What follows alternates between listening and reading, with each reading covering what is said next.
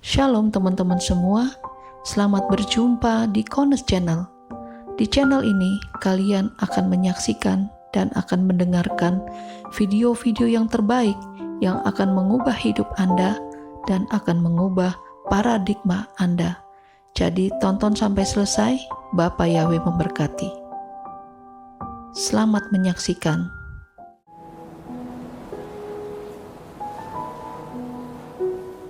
Seperti biasa, untuk dapat menggali kebenaran Davar Elohim dengan ketepatan, maka kita harus kembali ke akar pola Ibrani yang benar, dan dengan sudut pandang yang benar pula, yaitu setelah kematian dan kebangkitan Yeshua HaMashiach. Sehingga kita mendapatkan kekayaan yang luar biasa, dan di luar pola Ibrani yang benar, dengan sudut pandang yang benar, ya, itu miskin dan acak-acakan.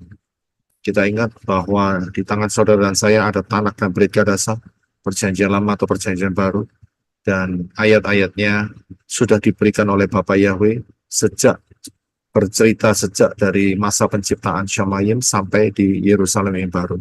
Tinggal saudara dan saya minta pimpinan Roh Yahweh Elohim menempatkan ayat-ayat yang berupa pasal itu di posisi yang tepat, sehingga tidak bertabrakan satu sama lain dan kita mendapatkan satu gambaran yang luar biasa.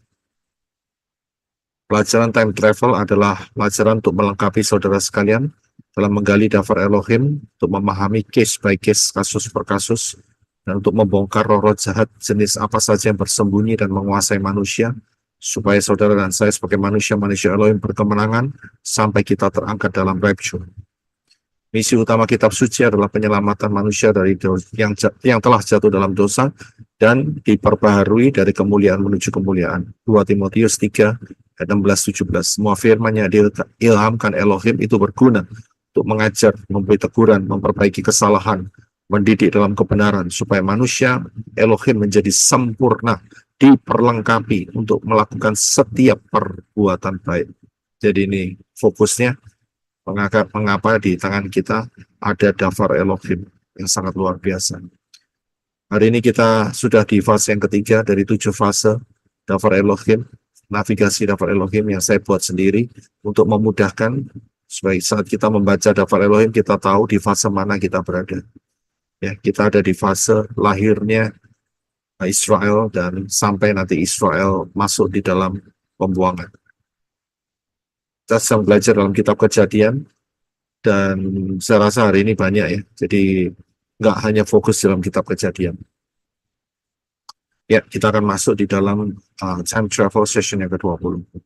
Kemarin kita sudah membahas mengenai Ismail, ya, mengenai Ismail dan siapa yang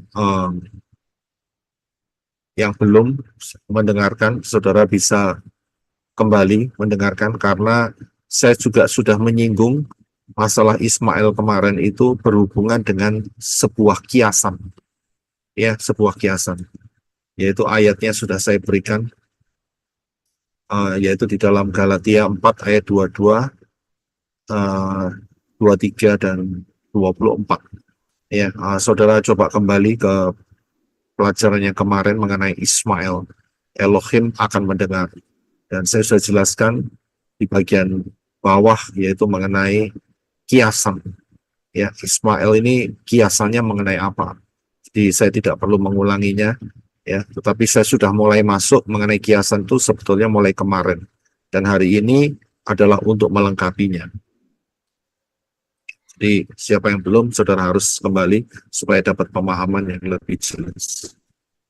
Jadi sedikit saya singgung bahwa Ismail yang dilahirkan oleh Hagar itu adalah gambaran daripada perhambaan, ya, perhambaan.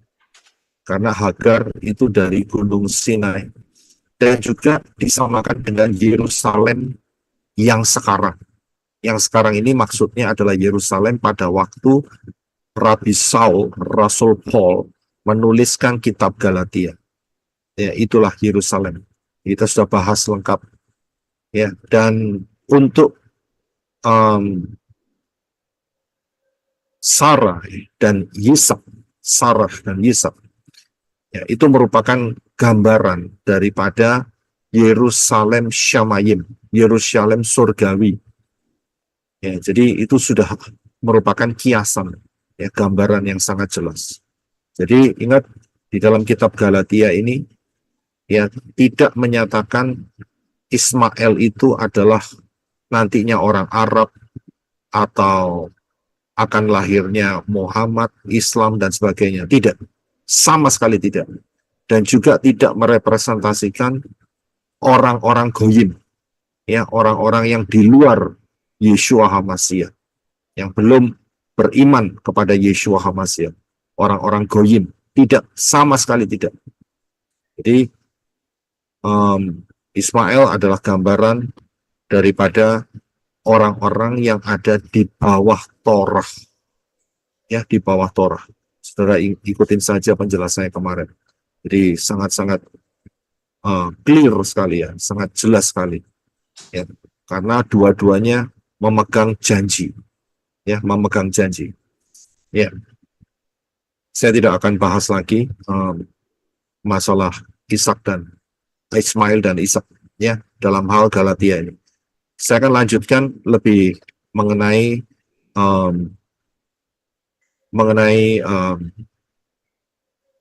sudut pandang yang benar, ya, supaya saudara bisa melihat, ya, mengenai kiasan, ya, karena di dalam kitab suci ini Rabi Saul menuliskan cukup, ya, apa yang pernah terjadi sebelumnya, dan itu dari sudut pandang yang benar, itu merupakan kiasan. Nah, kalau kita lihat peristiwa-peristiwa yang terjadi sebelum Yeshua HaMashiach, ya, sebelum Yeshua HaMashiach. Ingat, ya, coba saudara tempatkan, jangan pikiran saudara di tahun kita sekarang 2024.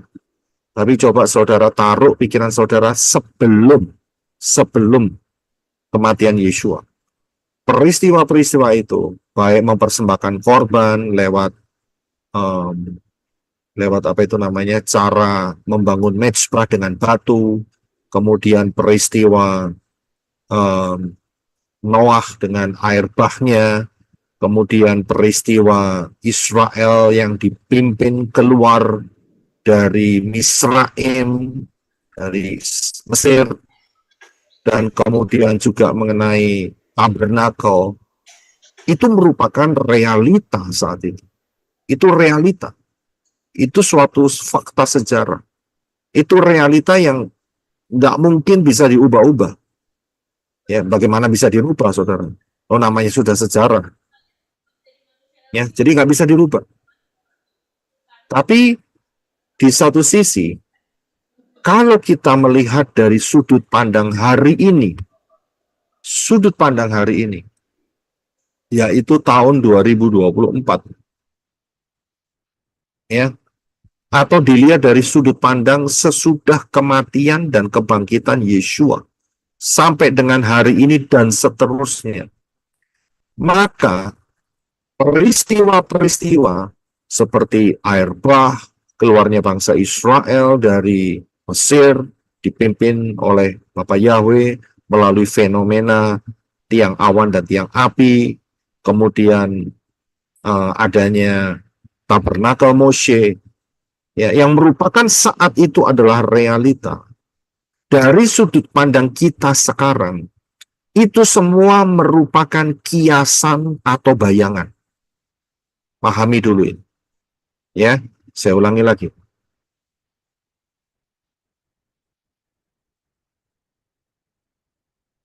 Kalau dilihat secara fisik, peristiwa-peristiwa sebelum Yeshua itu memang sebuah realita, ya, sebuah realita, sebuah sejarah realita. Ya. Akan tetapi, kalau itu dipandang dari sudut hari ini atau sesudah kematian dan kebangkitan Yeshua, maka peristiwa-peristiwa itu, ya, air bah, Israel keluar dari Misraim, tabernakel dan sebagainya, itu merupakan bayangan buat kita, kiasan buat kita. Ya, jadi pahami hal ini. Jadi itu peristiwa memang realitas saat itu, tetapi buat kita sekarang itu suatu gambaran, suatu kiasan, suatu bayangan. Ya, jadi kita harus paham posisi ini.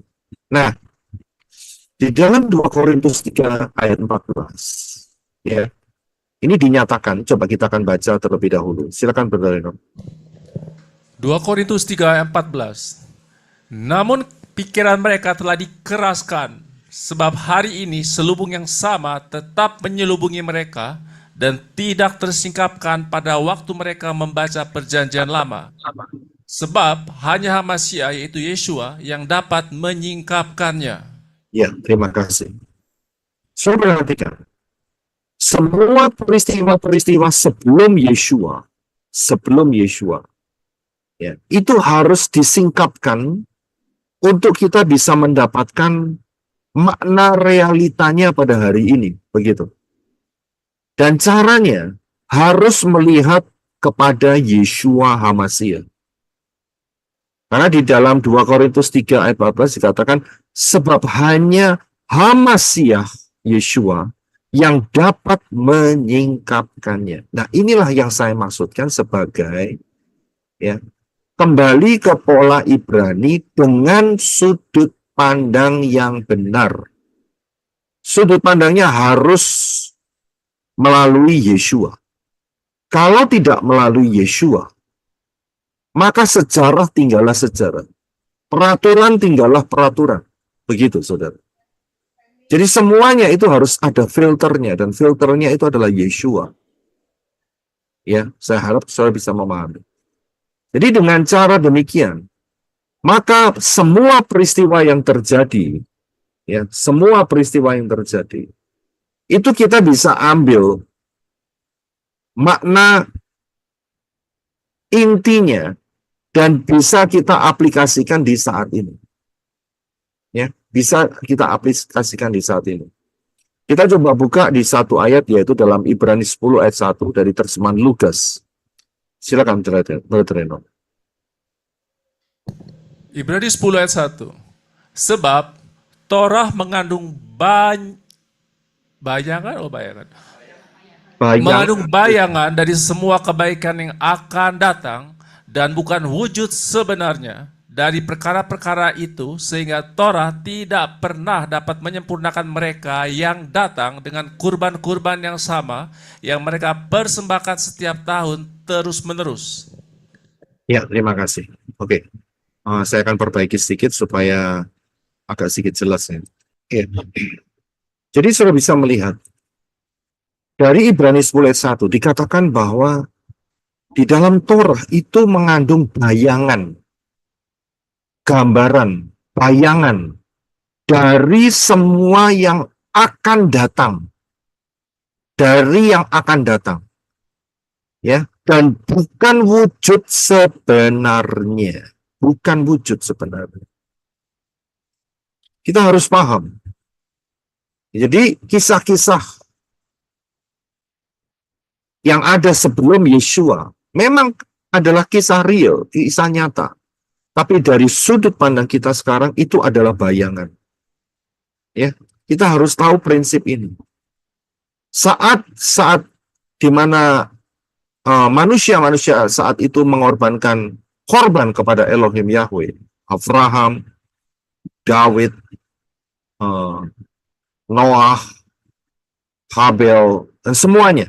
Mereka bangun mezbah, mereka menyembelih domba, sapi, mereka bakar di atas kayu yang telah diletakkan di atas mezbah batu yang mereka dirikan. Itu merupakan bayangan. Memang realita kalau dilihat dari sudut pandang mereka, realita. Tapi buat kita sekarang itu bayangan yang akan datang.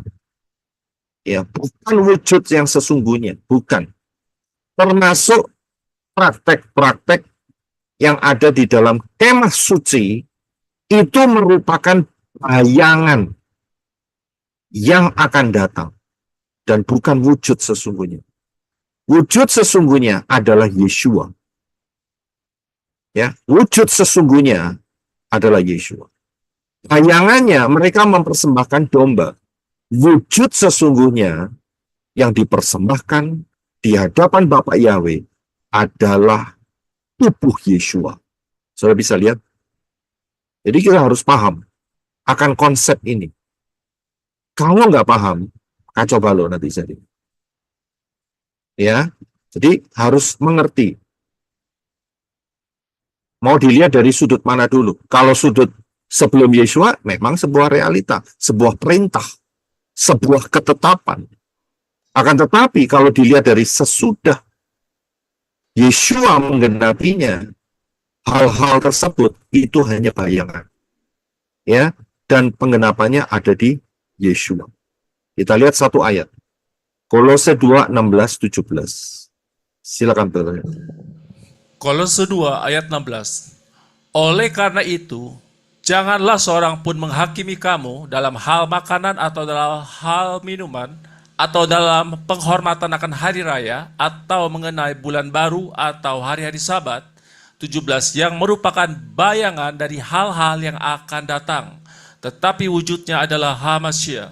Ya, terima kasih. Saudara, perhatikan, hati-hati jangan terkecoh dengan ayat-ayat ini. Dan ayat-ayat ini tidak boleh dipotong seenaknya sendiri. Tidak boleh. Orang dari pola Yunani itu suka potong ayat ini dan menyatakan, lihat, ya, jangan kamu menghakimi dalam hal makanan atau hal minuman. Jadi boleh makan apa saja, termasuk cacing, anjing, ya toh, babi, ya babi guling, ya kan, terus macam-macam, buaya, kuda, onta, dimakan semua, saudara. RW juga, ya kan, dimakan semua. Ayat ini tidak bicara soal itu. Kemudian dipotong lagi oleh orang Yunani, lihat itu, jangan menghakimi hari-hari Sabat. Sabat tidak ada. Sabat sudah ditiadakan. Ini tidak ngomong soal itu, saudara. Ayat ini tidak bicara soal itu. Ayat ini menyatakan, ayat 17 itu merupakan kuncinya, yang merupakan bayangan dari hal-hal yang akan datang, tetapi wujudnya adalah Hamasyah, Yeshua. So bisa lihat. Nah, inti dari apa ayat ini, ya, ayat ini adalah praktek-praktek Torah yang merupakan bayangan yang akan datang. Itu ayatnya yang tadi di atas ya. Ya, ayatnya di ini. Ibrani 10 ayat 1. Torah mengandung bayangan dari semua kebaikan yang akan datang dan bukan wujud sebenarnya. Jadi pada saat mereka menyediakan atau mempersiapkan seder Pesach, itu bayangan, saudara. Penggenapannya di mana? Yeshua. Hari ini orang Israel merayakan seder Pesach tidak? Loh, nggak ada yang jawab. Merayakan. Merayakan. Tapi apakah orang Israel hari ini mengakui Yeshua Hamasyah? Tidak, Pak. Tidak. Ya, jadi dalam Kolose 2 ayat 16-17 ini, saudara jangan terkecoh dengan ayat-ayat ini ya. Dan ayat-ayat ini jangan dipotong, karena dari pengertian Yunani, itu mereka sering potong ayat ini, dan mereka bangun argumentasi yang mengatakan bahwa ini ayatnya yang sebetulnya boleh mengizinkan makan apa saja begitu ya. Apa saja yang boleh dimakan. Bukan itu. Dan kemudian berhubungan dengan hari raya dan Syabat, oh itu tidak perlu lagi, itu kata Yunani. Tapi intinya bukan ada di sana. Intinya itu ada di ayat 17. Ayat 17 menyatakan bahwa yang merupakan bayangan dari hal-hal yang akan datang. Tetapi wujudnya adalah Hamasyah, Yeshua. Jadi baik makanan atau minuman, baik hari raya, Ini nggak ada hubungannya dengan orang-orang goyim, nggak ada. Tidak ada sama sekali. Yang melakukan hari raya ini adalah orang-orang Yahudi. Yang melakukan Syabat adalah orang-orang Yahudi. Dan orang-orang Yahudi tidak makan babi, tidak makan anjing, tidak makan kucing, tidak makan terwelu. Tahu terwelu? Apa itu namanya? Kelinci. Kelinci. Ya.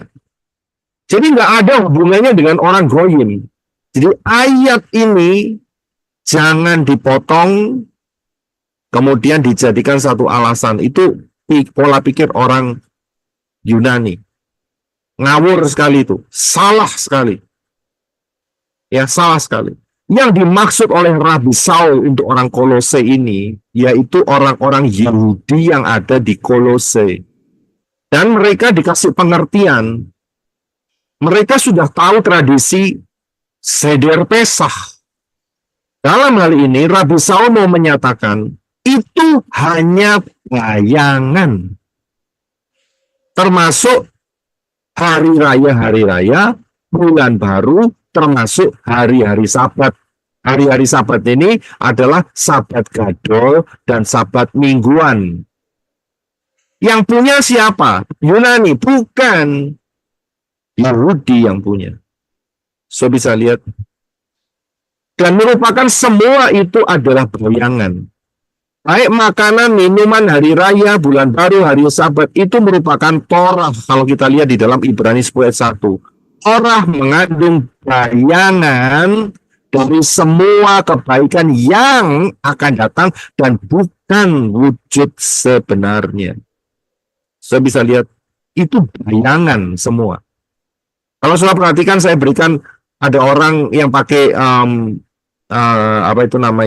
talit dengan memegang tanaman dan buah itu. Ini perayaan apa ini? Perayaan apa mereka lakukan ini? Siapa yang tahu? Sukot, Pak. Ya, terima kasih. Itu adalah lulaf. Ya, itu adalah lulaf yang mereka pegang. Ini Sukot. Inilah yang disebut sebagai hari raya, penghormatan akan hari raya.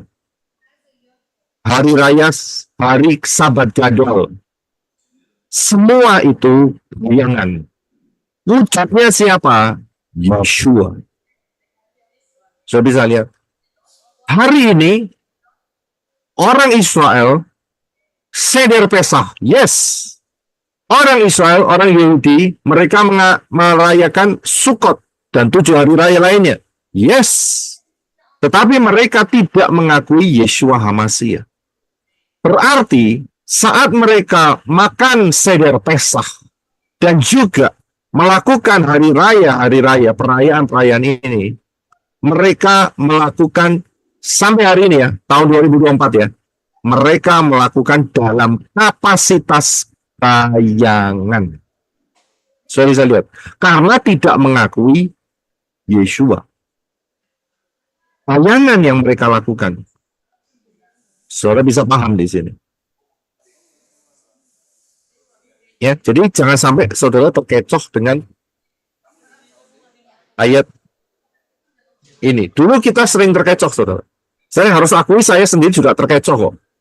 Dengan ayat Kolose 2 ayat 16 dan 17. Tapi tidak lagi sekarang. Ya, kembali lagi di Ibrani 10 ayat 1. Apa saja peristiwa ya memang nggak semua ya, yang ada di dalam Torah ya, itu merupakan bayangan.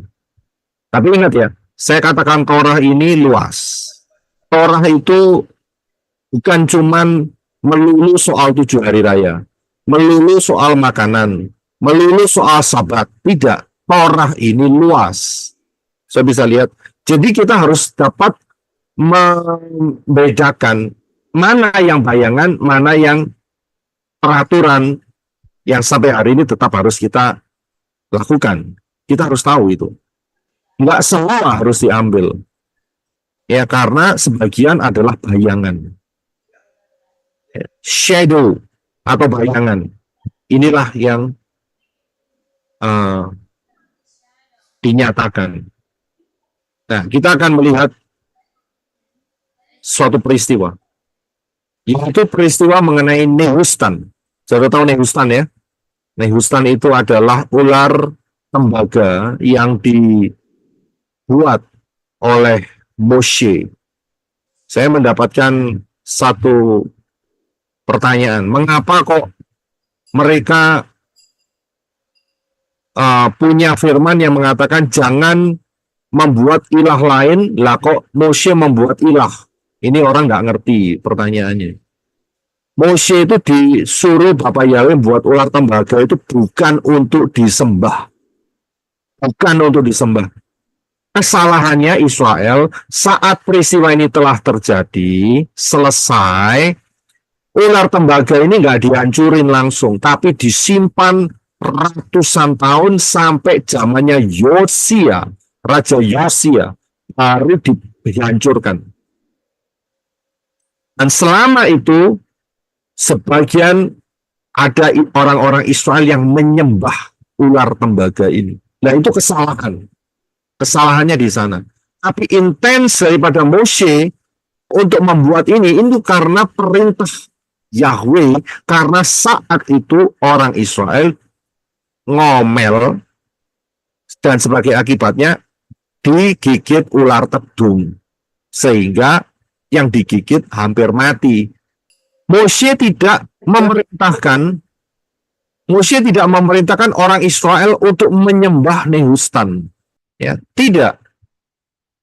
Moshe diperintahkan untuk membangun atau membuat ular tembaga ini supaya orang-orang Israel saat itu yang digigit ular tembaga itu selamat kalau dia percaya dengan cara melihat ular tembaga yang dibangun atau dibuat oleh Moshe saat itu. Nah, kalau kita lihat dari sudut yang tertulis dari Yohanes 3 ayat 14 dan 15. Coba bisa dibaca, Brother Enoch. Yohanes 3 ayat 14. Sama seperti Moshe meninggikan ular di padang gurun, yaitu Nehustan, begitu pula anak manusia harus ditinggikan. 15. Supaya setiap orang yang percaya kepadanya tidak binasa, tetapi beroleh hidup kekal. Iya, terima kasih. Saudara bisa lihat, jadi Nehustan itu adalah bayangan. Ya, itu adalah bayangan. Realitanya adalah Yeshua. Ya, Nehustan adalah bayangan. Ular tembaga itu bayangan. Realitanya Yeshua. Jadi untuk hari ini, saudara ya jangan lihat ular tembaga. Ya nggak akan mengefek apa-apa. Lihatnya harus Yeshua, lihat realita. Ya, jadi kita harus paham. Kemudian, peristiwa air bah. Peristiwa air bah saat zaman Noah itu bisa berbicara dua hal. Bisa bicara dua hal. Yang pertama adalah masa 666. Karena penghukuman seluruh dunia secara global. Ya. Itu bisa berbicara seperti itu. Tetapi bukan cuma itu saja. Kepa menuliskan di dalam satu Kepa atau 1 Petrus 3:20-21. Silakan dibaca, Brother Enoch. 1 Petrus 3 ayat 20, yaitu roh-roh mereka yang tidak taat pada zaman Noah ketika membangun bahtera. Namun Elohim tetap menanti dengan sabar, meski pada akhirnya hanya sedikit saja yang selamat dari air bah, yaitu 8 jiwa. 21, kita pun sekarang diselamatkan melalui kiasannya, yaitu baptisan, bukan untuk membersihkan kotoran jasmani, melainkan suatu permohonan kepada Elohim untuk hati nurani yang baik melalui kebangkitan Yeshua HaMashiach. Ya, terima kasih. Saya bisa perhatikan ini. Peristiwa ini dari sudut pandang Kefa itu merupakan sebuah kiasan, yaitu baptisan. Baptisan, saudara.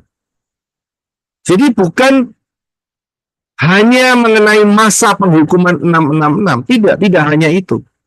Tetapi untuk praktek sehari-hari, zaman ini, zaman kita sekarang, itu merupakan kiasan, yaitu baptisan. Saya bisa lihat, cukup menarik. Ya kan? Baptisannya bukan karena yang tenggelam itu dibaptis, tidak. Ini merupakan kiasan karena 8 orang itu diselamatkan. Saya bisa lihat kedalaman ini. Kalau saudara ngotot, 8 orang itu nggak dicelup air, Pak, saat air, Pak. Ya jelas tidak, nih dicelup ya kapalnya kosong. Baterainya kosong kalau begitu. Bukan itu.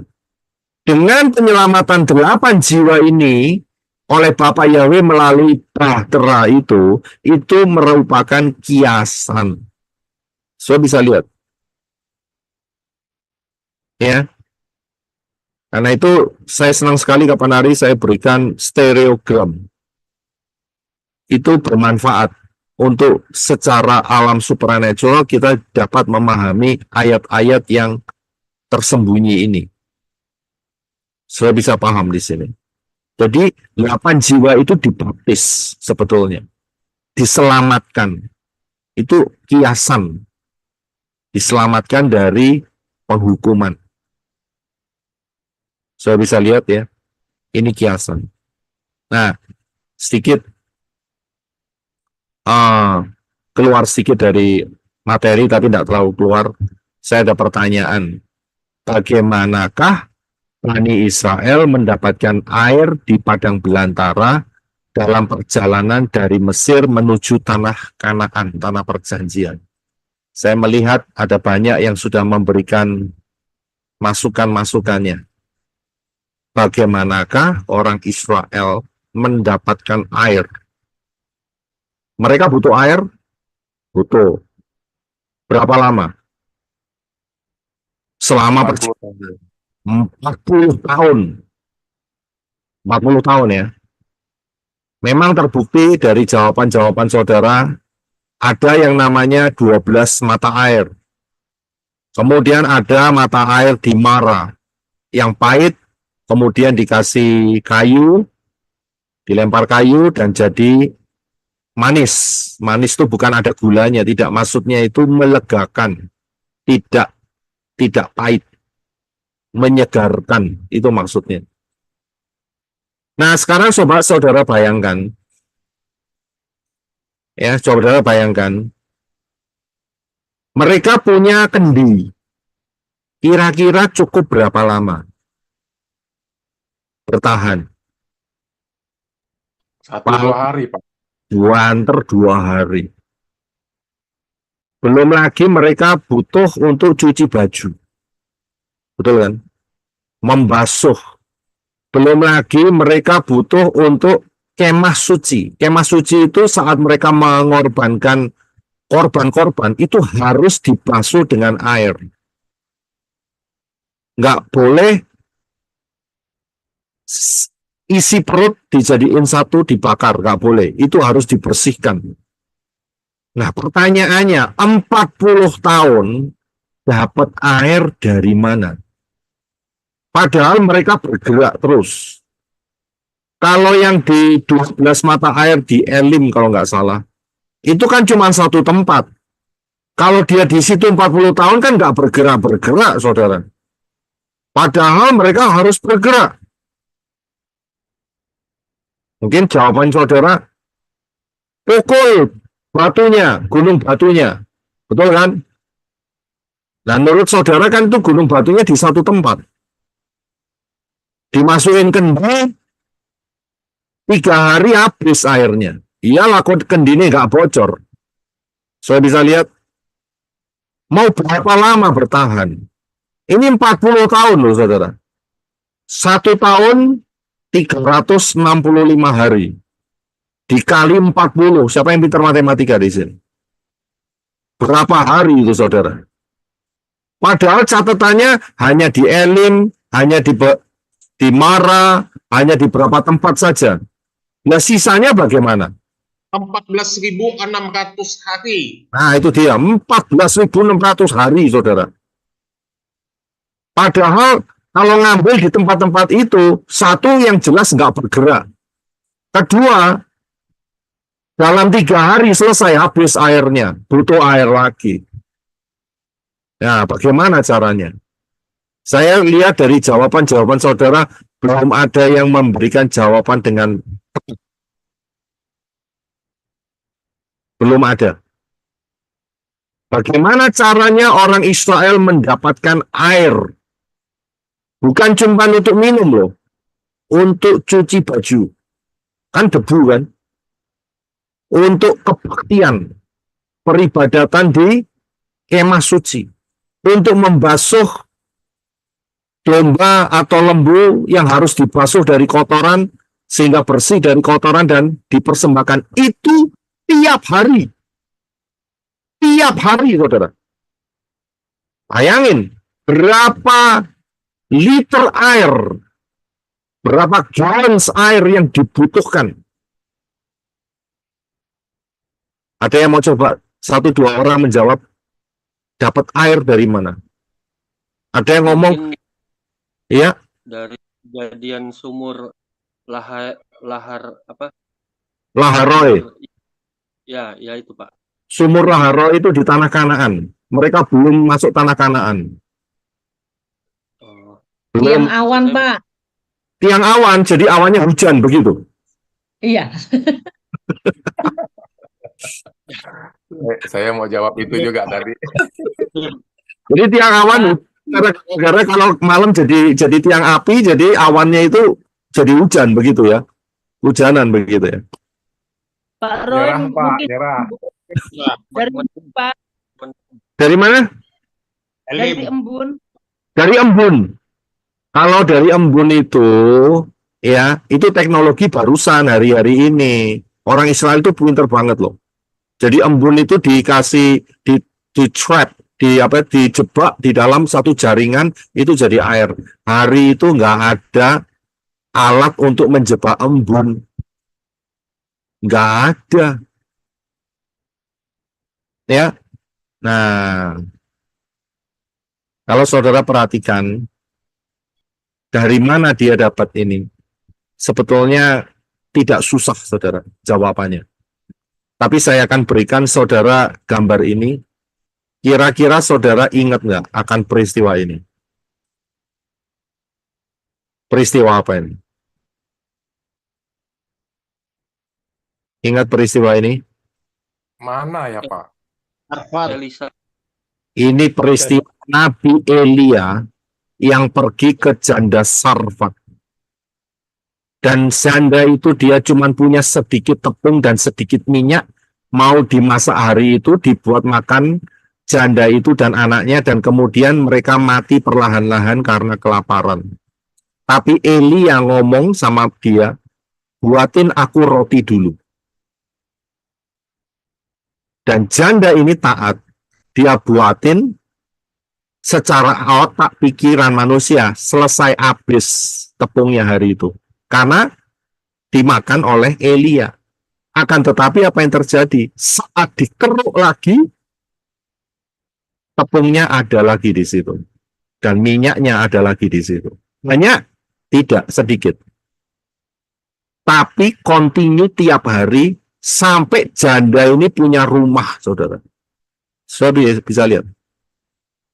Mereka dipelihara dari hari ke hari dengan tepung dan minyak. Sudah bisa lihat? Ingat peristiwa ini? Peristiwa apa ini?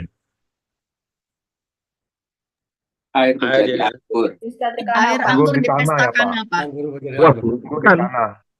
Bukan pesta anggur Kanaan ini. Ini Pak Roy, janda makan minyak, Pak. janda Nabi. Waktu janda Sarfat. bukan janda Sarfat. Janda Sarfat itu Janda Nabi Ya. yang utang nggak bisa bayar.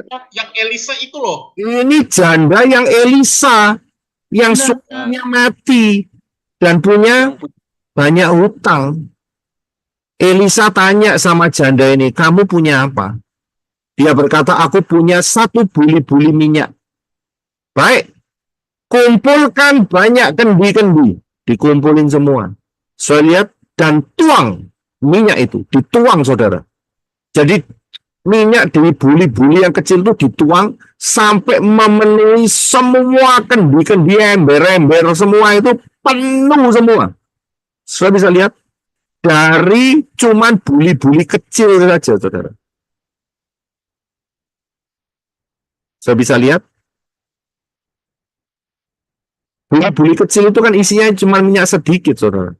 Tapi bisa memenuhi semua kendi-kendi, ember-ember, jerigen-jerigen yang ada di situ.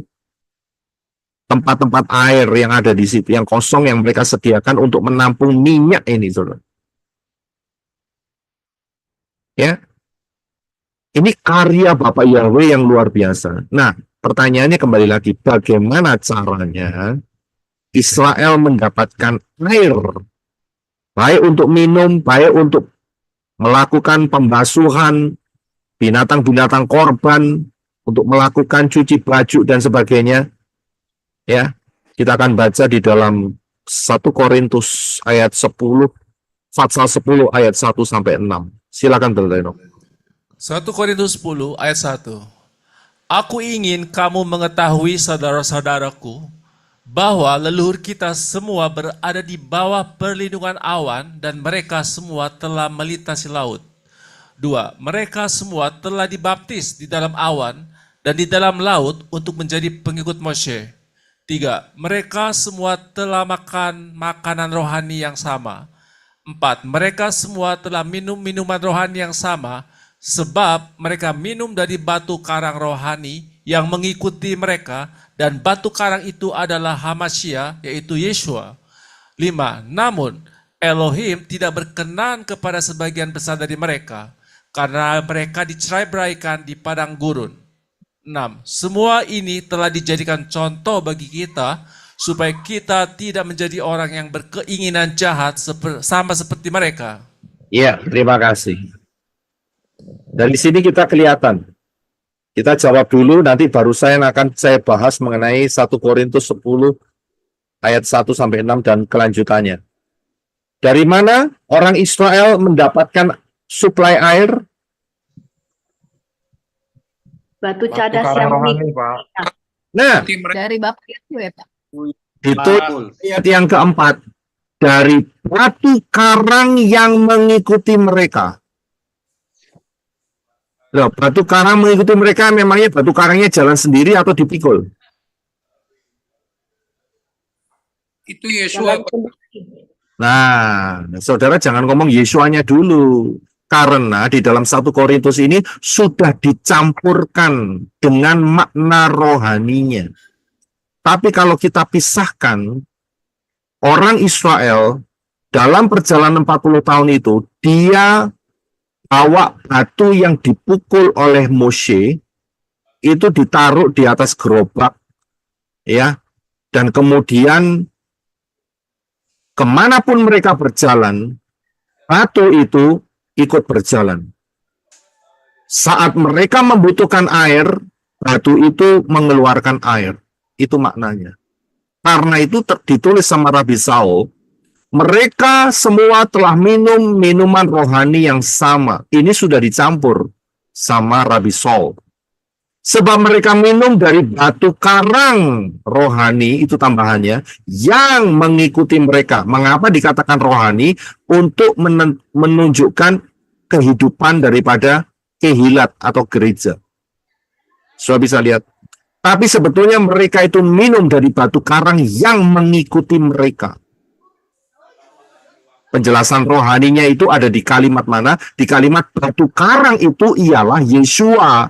Loh, saat zamannya Israel keluar dari Mesir kan belum ada Yeshua. Yeshua kan masih nunggu lagi kan, sekitar 1.500 tahun lagi. Ini makna rohaninya. Tapi makna fisiknya, batu karang itu mengikuti mereka dan terus mengeluarkan air untuk mensuplai air minum, air apapun yang mereka gunakan membasuh korban-korban, cuci baju dan sebagainya. Saudara bisa lihat di sini. Jawabannya ada di sini. Ada satu peristiwa di mana di satu titik air itu berhenti, nggak mengeluarkan, dan kemudian orang Israel itu sebetulnya diuji sama Bapak Yahweh. Ternyata mereka sungut-sungut. Dan Bapak Yahweh ngomong sama si Moshe. Moshe bicara dengan batu karang itu. Bicara. Tapi Moshe, apa yang Moshe lakukan? Saya pukul, Pak. Moshe pukul untuk kedua kalinya. Dipukul. Dan gara-gara itu Moshe, apa akibatnya? Tidak bisa Tidak masuk Kanaan, Pak. Nah, tidak bisa masuk Kanaan. Sudah bisa lihat. Jadi batu karang ini itu sebetulnya ditaruh di atas wagen atau ditaruh di atas kereta. Dan dimanapun mereka berhenti, batu karang itu menghasilkan air. Sudah bisa lihat. Mereka minum dari batu karang yang mengikuti mereka. Oh, dahsyat, dahsyat, dahsyat. Bisa kan? Saudara jangan berpikir tidak mungkin. Loh, kalau tidak mungkin berarti mujizat daripada perempuan atau widow, apa itu widow, janda yang apa ketemu dengan Elisa itu juga nggak mungkin, saudara. Lah dia cuma punya buli-buli kecil.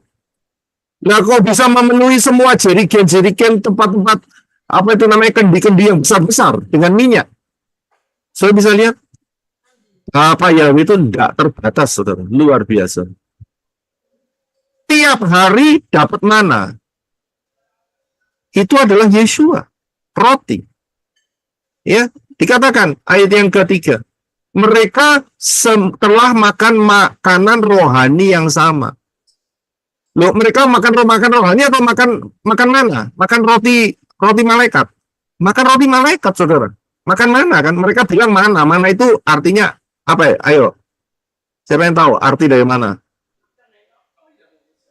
Apa ini? Apa ini? Betul.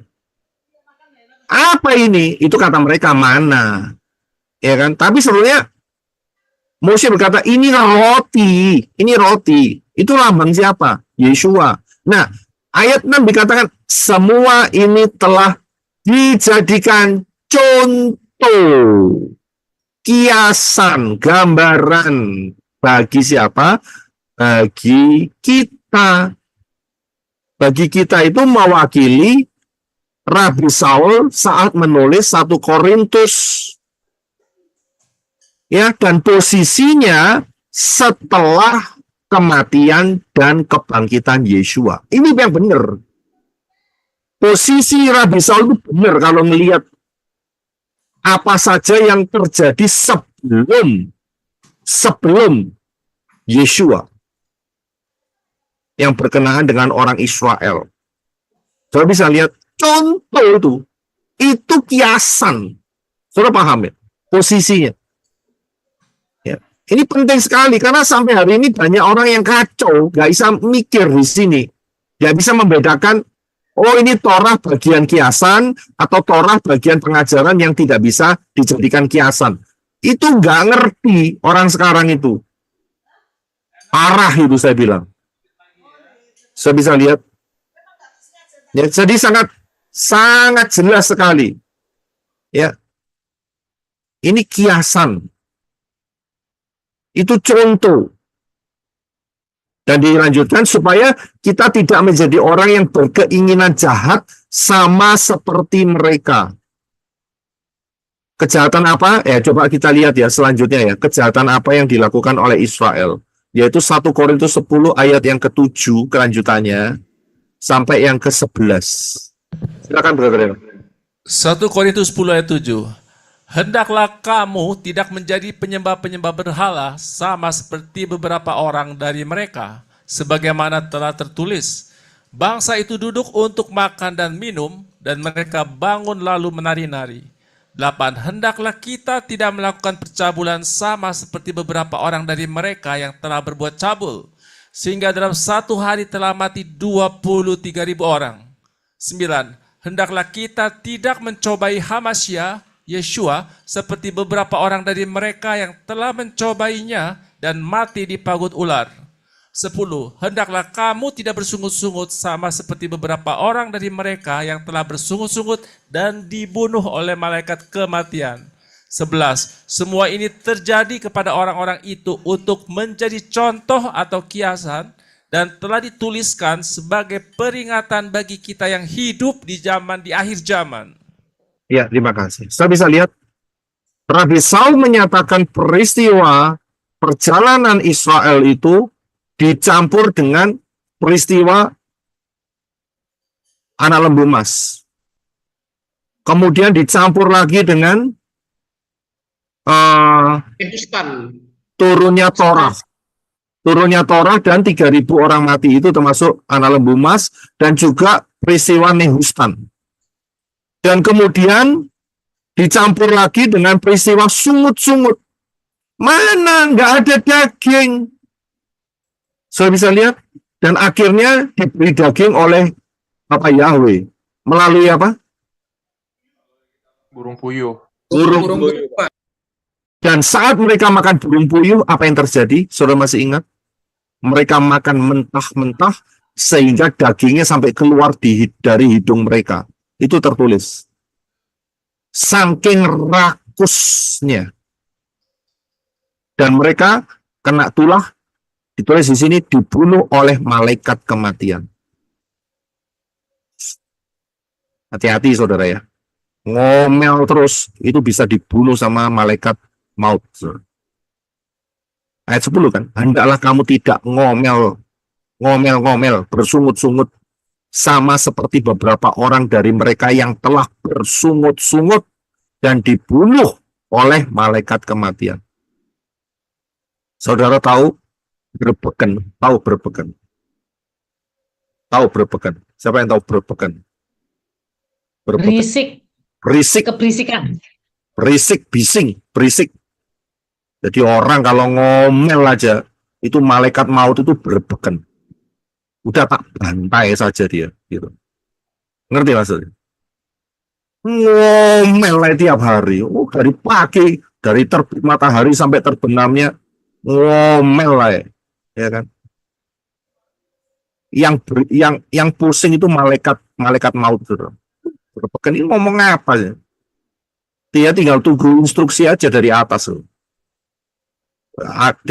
Dia cuma tinggal dia di atas itu ada lampu merah, kuning, hijau begitu. Begitu kalau lampunya hijau kayak lampu apa itu namanya? Lampu traffic light ya. Lampu traffic light. Wah, hijau. Oh, langsung dibantai orang itu langsung. Hilang begitu aja. Iya kan? Pusing dia. Malaikat aja pusing apalagi yang dengerin bersebelahan. Ya tambah pusing, saudara. Ya, jadi hati-hati ya.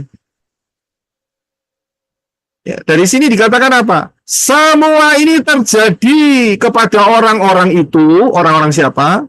Orang-orang Israel. Untuk apa? Menjadi contoh, kiasan. Ya. Dan telah dituliskan sebagai apa? Peringatan bagi siapa? Bagi kita. Kita itu siapa? Ya, yang ditulis oleh Rabi Saul Korintus. Termasuk ya sampai hari ini karena apa? Yang hidup di akhir zaman. Kiasan itu, saudara. Kita ambil makna rohaninya, begitu loh. Nah, uniknya di ayat 11 ini, Rasul Paulus menyatakan di zamannya, ya, zamannya dia itu akhir zaman, saudara. Nah, bagaimana kita yang hidup di tahun 2024?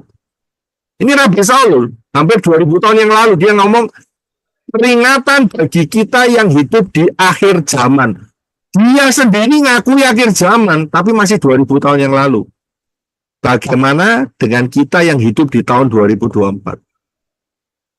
Coba bayangin. 2000 tahun yang lalu sudah dinyatakan itu akhir zaman. Apalagi hari ini. Saya bisa lihat ini penghujung zaman akhir. Nggak lama lagi rapture. Nggak bisa paham? Ya, jadi itulah contoh-contoh. Kemudian kita akan melihat di dalam Roma 6 ayat 3 sampai 8 ya. Roma 6 ayat 3 sampai 8. Silakan dibaca terlebih dahulu. Terima kasih, No. Roma 6 ayat 3. Atau tidakkah kamu tahu bahwa semua yang telah dibaptis ke dalam Yeshua HaMasyiah telah dibaptis ke dalam kematiannya? 4. Karena itulah kita telah dikuburkan bersama Dia melalui baptisan ke dalam kematian, supaya sama seperti Kristus telah dibangkitkan dari kematian oleh kemuliaan Bapa, demikian pula kita berjalan dalam hidup yang baru. 5.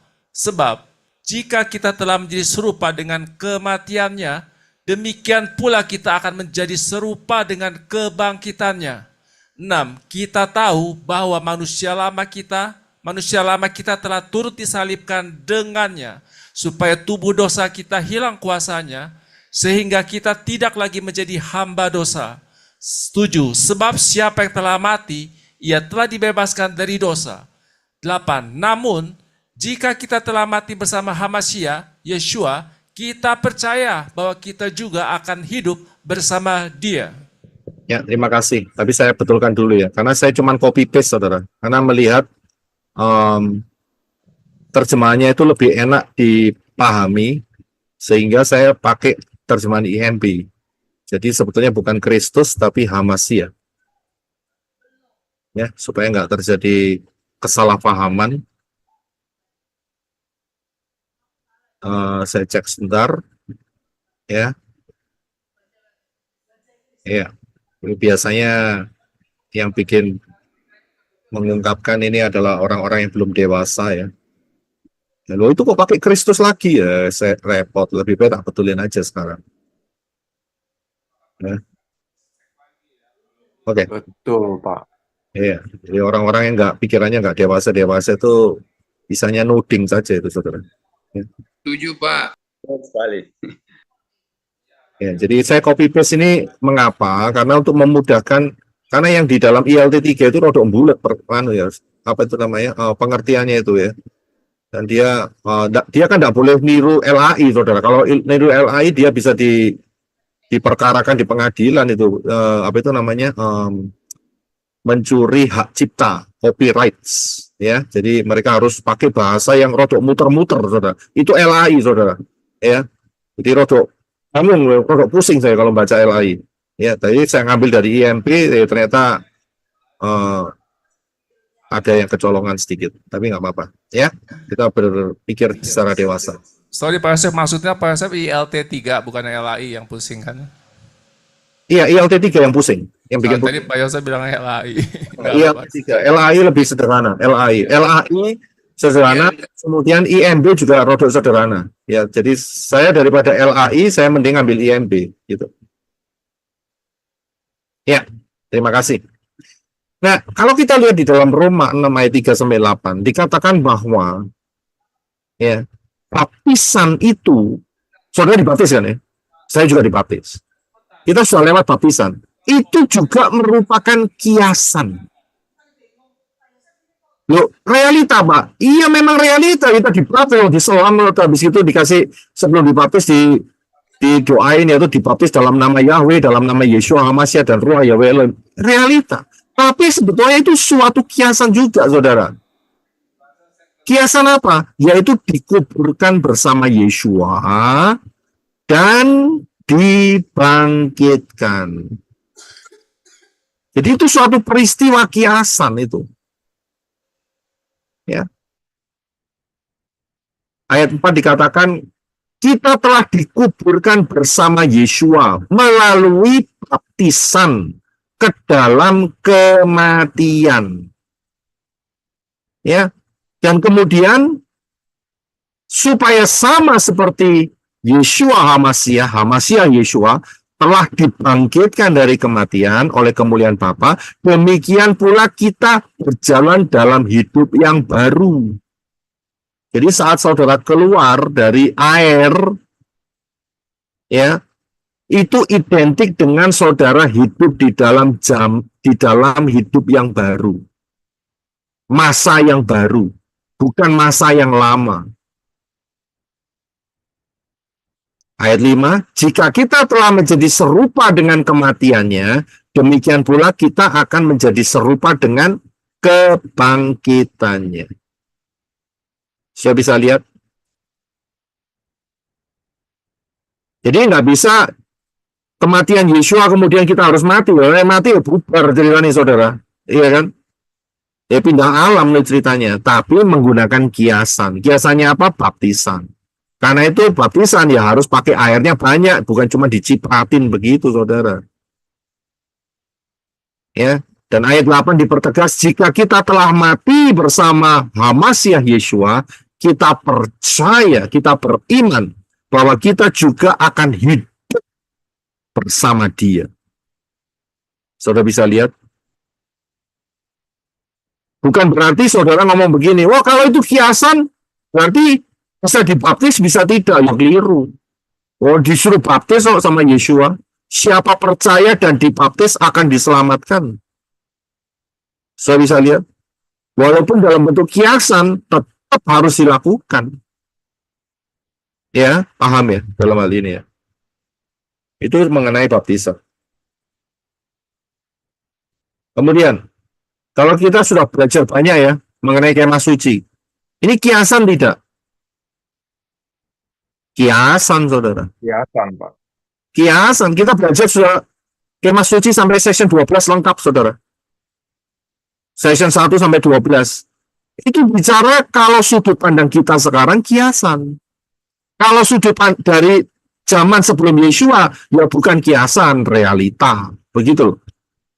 Zaman kita ini kiasan. Kiasan apa? Pintu keselamatan. Wah, macam-macam. Yes. Nek tak ulangi ya, enggak selesai-selesai, saudara. Iya kan? Saudara bisa ikutin sendiri kemah suci session pertama sampai 12. Itu kiasan. Kenyataannya kapan ya? Kenyataannya di kita sekarang ini nanti. Saat kita diselamatkan, saat kita nanti masuk ke Yerusalem yang baru, saat kita nanti masuk di dalam Yerusalem yang baru, kerajaan 1000 tahun terlebih dahulu, kemudian Yerusalem yang baru, kemudian kita penuh dan dipimpin oleh Roh Yahweh Elohim. Itu kenyataannya sekarang. Tapi kiasannya diambil dari kisah yang sudah ada, yaitu kemah suci, tabernakel. Ini kiasan. Kemudian, masuk tanah perjanjian. Ini kiasan bukan? Kiasan, Pak. Kiasan. Mengenai apa? Kiasan mengenai apa? Masuk tanah perjanjian. Kiasannya apa? Masuk ke kerajaan 1000 tahun, Pak. Yerusalem baru, Pak. Yerusalem baru. Yerusalem baru. Armageddon ya, Pak? Nah, Wah. ya. Jadi ada Yerusalem baru. yang bisa kita ambil. Ya, ada banyak yang kita bisa ambil dari masuk tanah perjanjian. Ya. Dipimpin oleh siapa? Yosua, bukan Moshe, bukan Torah. Yang masuk, bikin kita masuk dalam tanah perjanjian itu adalah Yesua. Kita bisa lihat, ini bisa berarti mengenai apa? Kerajaan 1000 tahun. Millennial Kingdom. Saya sudah ajarkan di dalam kode rahasia angka 2000. Angka 2 sama dengan 2000 tahun. Itu pengajarannya ada di sana. Jadi ini kiasan mengenai ini. Juga merupakan kiasan mengenai apa lagi? Mengenai selain daripada ini, selain daripada kerajaan 1000 tahun, kiasan mengenai apa? Yerusalem baru, Pak. Yerusalem baru, Pak. Yerusalem baru juga boleh, juga bisa. Ya, juga bisa. Ya, satu tanah perjanjian, Syamayim, boleh juga, nggak masalah. Apalagi? Dari sudut pandang yang lain, apalagi kira-kira? Bumi baru boleh nggak? Ya, bumi baru ya seperti Yerusalem yang baru sama seperti kerajaan 1000 tahun, sama. Apalagi? Hidup kekal, Pak, selama-lamanya bersama Bapak Yahweh. Itu sama dengan kerajaan 1000 tahun dan Yerusalem baru, sama. Apalagi? Kemerdekaan di dalam Yesua, Pak. Pesta kawin anak domba, Pak. Rapture itu sama dengan hidup kekal, sama dengan kerajaan 1000 tahun, sama dengan Yerusalem baru. Kalahnya Satan. Kalahnya Satan? Maksudnya kalahnya Satan? Yang Bebas hilang dari dan perbudakan setan, Pak. Bebas dari perbudakan setan. Kalau bebas dari perbudakan setan, itu keluar dari Mesir. Itu kiasannya dari sana. Apa? Satu lagi. Hidup di dalam Yesus Yesus bangkit yang baru ya Pak? Satu-satu. Main hard dulu.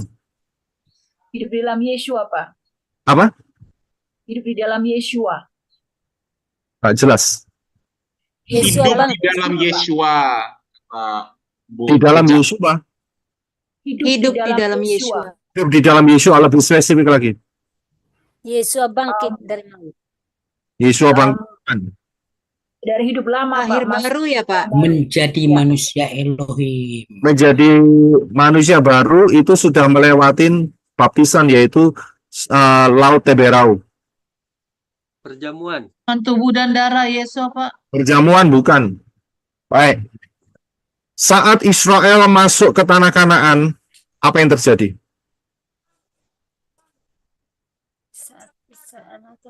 Belas Sungai Yordan. Perang. Perang. Siapa yang ngomong perang itu tadi? Perang. Brother Henry. Saya bisa lihat apa hubungannya dengan perang? Armageddon ya? Bukan Armageddon. Hubungannya perang itu adalah ini dia, saudara. Perang rohani. Oh, 7 Ya. senjata Elohim. Jadi dewasa, pakai selengkap senjata Elohim, kan bangsa-bangsa Kanaan untuk merebut kemenangan secara spiritual. Saudara bisa lihat perang, betul. Di tanah Kanaan itu ada raksasa-raksasa, ada Goliat, ada saudara-saudaranya.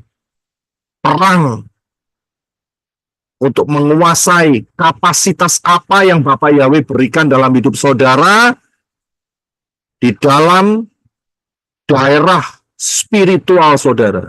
Itu dia, saudara. Kiasannya hari ini, 2024. Saat ini, aplikasinya. Perang.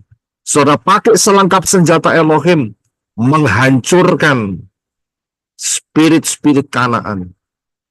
Saya bisa lihat.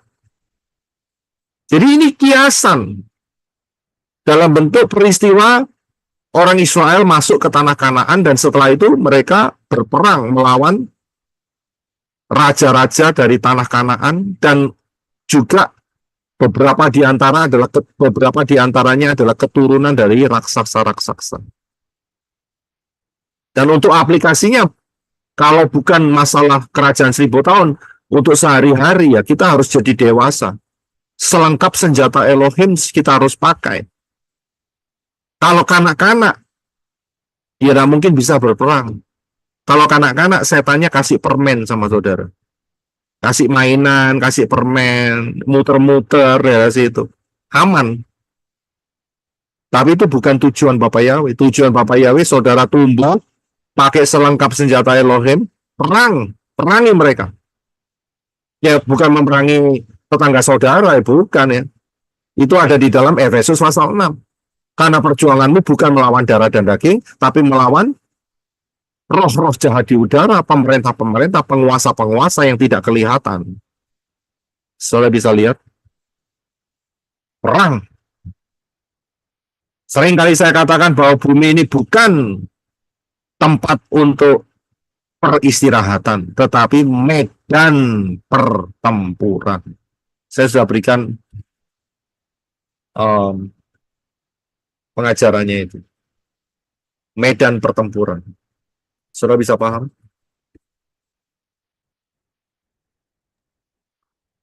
Jadi kita harus bisa melihat dari sudut pandang yang benar. Ya. Apa yang terjadi sebelum Yeshua itu bayangan. Seder Pesach, termasuk Tisha B'Av, termasuk sunat, itu adalah bayangan. Masalah sunat minggu depan akan sangat gamblang dan jelas sekali. Tapi saya jelaskan sedikit, itu bayangan. Realitanya itu kita sekarang, yaitu penuh dan dipimpin oleh Ruah Yahweh Elohim. Dan salah satu manifestasinya adalah speak in tongue. Terlalu bodoh sekali orang yang menyatakan Yeshua tidak mengajarkan speak in tongue. Itu statement orang bodoh. Bahwa Roh Kudusnya belum datang ngajarin speak in tongue. Jadi kita harus betul-betul paham dari sudut pandang yang benar supaya nggak keliru. Sudah bisa lihat kita ini hidup di dalam yang mana? Bayangan atau realita? Realita. Realita itu yang benar. Tapi anehnya di sekitar saudara ada yang hidup di dalam bayangan.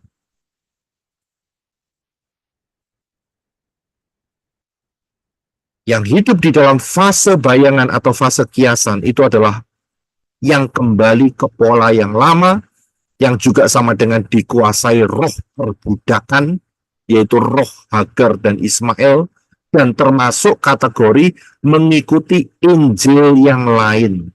Itulah orang-orang, grup, atau siapapun yang mengikuti hidup dalam fase kiasan atau bayangan. Dan sangat jelas dari Galatia kemarin, yang hidup di dalam roh perbudakan tidak mewarisi apa-apa. Paham, saudara?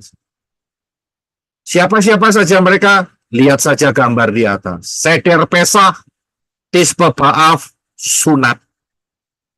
Gampang toh. Nggak usah lama-lama, saudara pasti tahu. Hari ini kita sudah hampir masuk dalam 6.000 tahun, hampir mencapai 6.000 tahun sejak kejatuhan Adam dan Hawa. Karena itu, sebentar lagi kita akan rapture. Kita sudah masuk di dalam 3,5 tahun Shekel Shemitah yang pertama. Karena itu, masuklah dalam pintu yang benar, dalam pola yang benar, dalam sudut pandang yang benar. Selamatan datang dari Yeshua HaMashiach. Siapa berseru dalam nama Yahweh akan diselamatkan. Setelah itu, jangan lupa, walaupun baptisan itu kiasan, tetap harus dilakukan karena perintah Yeshua. Perintah Yeshua. Ya, Yeshua tidak memerintahkan sunat. Yeshua memerintahkan baptis. Ya, untuk masalah sunat minggu depan. Oke? Jelas banget toh. Kemudian setelah itu belajar Torah. Ya. Kemudian penuh dan dipimpin Ruah Yahweh Elohim, dan setialah sampai terangkat dalam rapture dengan menggunakan tubuh kemuliaan dari Bapa Yahweh, bertemu dengan Yeshua HaMashiach di awan-awan, dan tinggal bersama Yeshua HaMashiach untuk selama-lamanya, menerima warisan. Menerima warisan. Ini bukan, ini ingat ya, ini bukan apa itu namanya, bukan promosi asuransi Bumi Putra atau asuransi Danamon atau asuransi BCA, bukan. Ini warisan yang diberikan oleh Bapak Yahweh untuk saudara dan saya, ya, yaitu saudara ngerti sendiri, rewards. Dan apa yang menjadi milik Bapak Yahweh dipercayakan kepada saudara dan saya untuk kekal sampai selama-lamanya.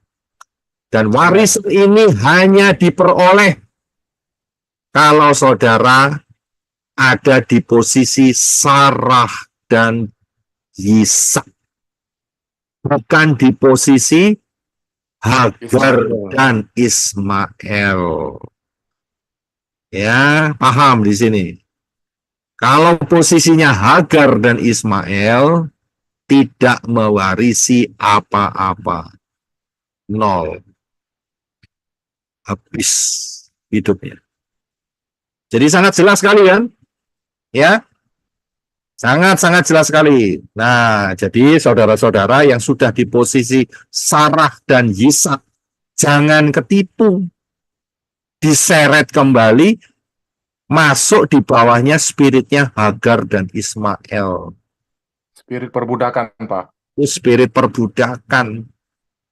Ya, apa saja spirit perbudakan, gambarnya jelas. Ya, 3 tadi. Seder Pesah, Tisbe Ba'af, dan sunat. Jelas sekali.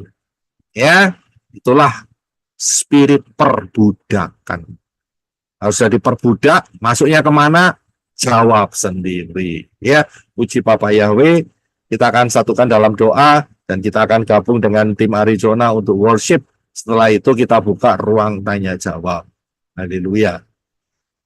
Terima kasih Bapak Yahweh atas anugerah-Mu. Kami mengucap syukur untuk pemahaman yang dahsyat luar biasa melalui Engkau pakai Rabi Saul menjelaskan dengan luar biasa. Tanpa ini betul-betul kami tidak dapat apa-apa. Tapi untung Bapak Yahweh menggunakan dia menjadi berkat sampai hari ini, menjadi dampak yang luar biasa.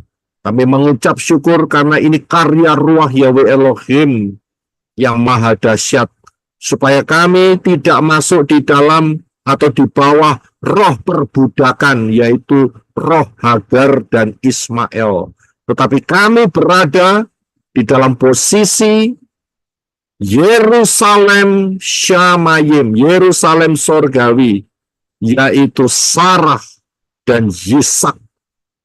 Perjanjian kekal yang ajaib. Terima kasih Abba Yahweh. Kami dapat pengertian ini dengan luar biasa dan jelas. Kami ucap syukur supaya manusia-manusia Elohim di pelayanan menorah, yang juga ada di live chat, di Zoom meeting, live chat, dan juga yang akan mendengar Dafar Elohim ini, juga yang ada di YouTube, mendapat anugerah keselamatan. Ya, mendapat anugerah keselamatan. Masuk di dalam rapture. Tidak lama lagi. Terima kasih Abba Yahweh. Kami ucap syukur di dalam nama Yeshua HaMashiach. Kita akan angkat tangan kita sama-sama. Bapak Yahweh memberkati engkau dan melindungi engkau. Bapak Yahweh menyinari engkau dengan wajahnya dan memberi engkau kasih karunia. Bapak Yahweh menghadapkan wajahnya kepadamu dan memberi engkau damai sejahtera. Berkat-berkat ini dicurahkan dalam nama Yahweh, dalam nama Yeshua HaMashiach, dan di dalam Ruach Yahweh Elohim.